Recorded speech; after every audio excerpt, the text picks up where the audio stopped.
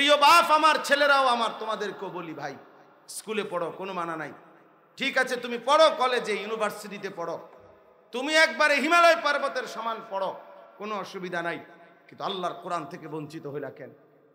কে তোমারে আল্লাহর কোরআন থেকে বঞ্চিত করলো? তোমরা যারা স্কুল পড়ুয়া, কলেজ পড়ুয়া, ইউনিভার্সিটি পড়ুয়া, তোমরা যারা আল্লাহর কোরআন দেখে দেখেও পড়তে পারো না, আল্লাহর কসম তোমাগরে শয়তান ধোঁকা দিছে, শয়তান ধোঁকা দিছে তোমাগরে, শয়তান ধোঁকা দিছে তোমাদেরকে, ইবলিস ধোঁকা দিছে তোমাদেরকে, ধোঁকা দিছে তোমারে, বেঈমান তোমারে ধোঁকা দিছে, তোমারে ভুলায়া দিছে তোমার মালিকের নাম, তোমারে ভুলায়া দিছে তোমার মালিকের কালাম। বাকিগুলো না হলেও দুনিয়া চলতো, কিন্তু কোরআন ছাড়া আখিরাত চলবে না। বাংলা, অঙ্ক, ইংরেজি, পদার্থ জীববিজ্ঞান ছাড়াও দুনিয়া চলে। মূর্খ মানুষ ব কলমও দুনিয়া ভোগ করে, অন্ধ বোবা বধিরও দুনিয়া ভোগ করে। দুনিয়া তো ভোগ করা যেত, আখিরাত তো ভোগ করা যাবে না।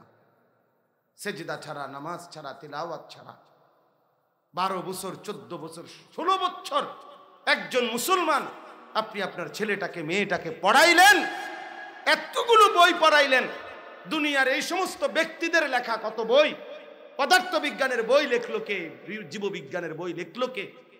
তো এই সবগুলো মানুষের রচিত বইগুলো তারে রাতকে রাত, দিনকে দিন, ঘন্টার পর ঘন্টা পড়াইলেন, অথচ তারে তার মালিকের কালাম থেকে বঞ্চিত করে দিলেন। তারে কোনোদিন মনেও করাইলেন না, কিরে বাপ, তুই মুসলমানের সন্তান, তুই কেন আল্লাহর কোরআন পড়বি না? ওমা, এর চাইতে বড় লানত আর কি হইতে পারে? আমি তো পরিষ্কার বলি, ওই জবানের কি দাম আছে যে জবান তার মালিকের কালাম পড়তে পারে না? ওই চোখের কি মূল্য আছে যে চোখ তার আল্লাহর কালাম দেখে না? চোখ দেনেওয়ালা, আলাম নাজাল লাহু আইনাইন ওয়া লিসানান ওয়া শাফাতাইন। এই যে কোরআনে আল্লাহ বলছে, বান্দা, আমি কি তোমাকে 2টা চোখ দেই নাই? আমি কি জিহ্বা দেই নাই? আমি কি 2টা ঠোঁট দেই নাই? কে দিয়েছে বলে? উত্তর দেন না কেন?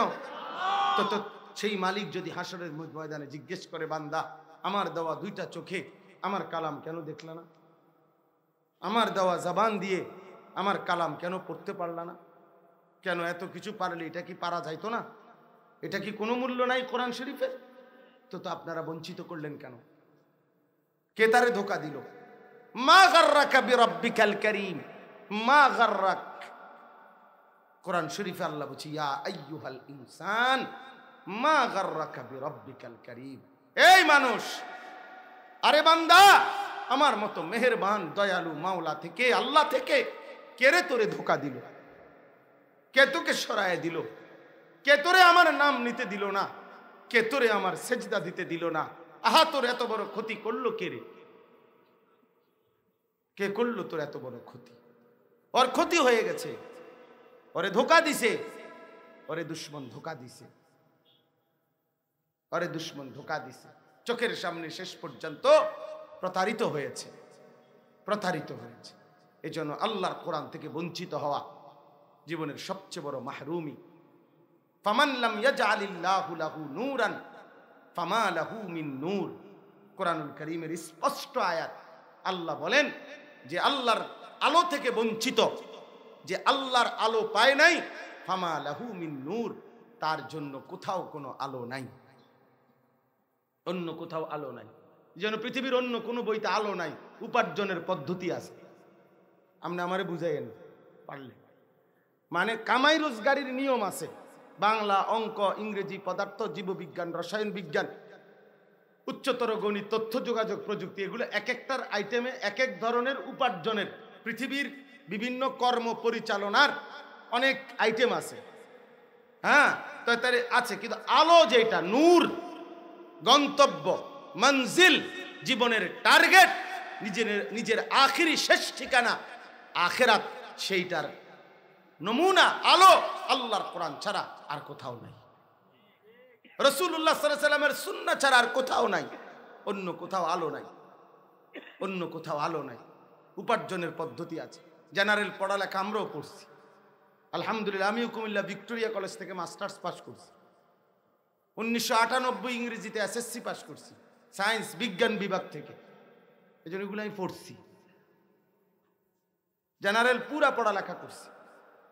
এই জন্য দয়া করে বুঝাইতে চাইলাম, ওতে দুনিয়া উপার্জন করা যাবে, আলো মিলবে না, আলো মিলবে না।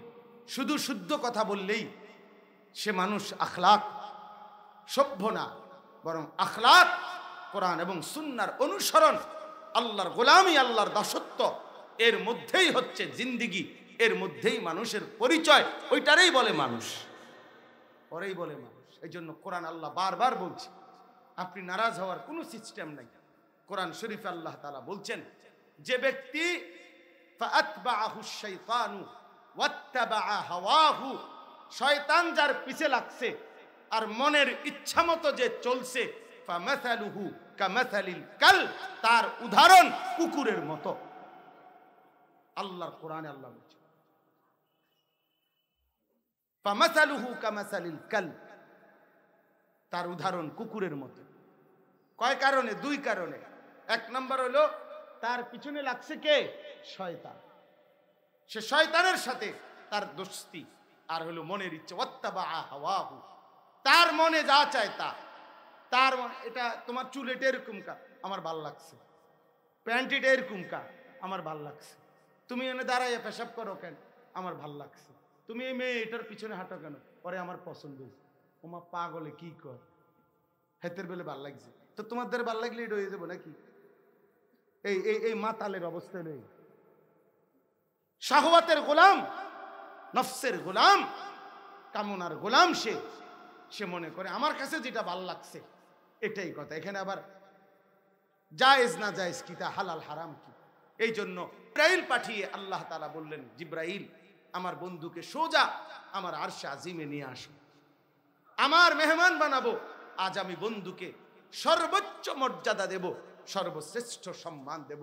এই সর্বশ্রেষ্ঠ সম্মান দেওয়ার জন্যই আল্লাহ তাআলা আরশে আজিমে 7 আসমানেরও কোটি কোটি গুণ ঊর্ধ্বে আল্লাহর মেহমান করে আরশে আজিমে নিয়ে গিয়েছিলেন।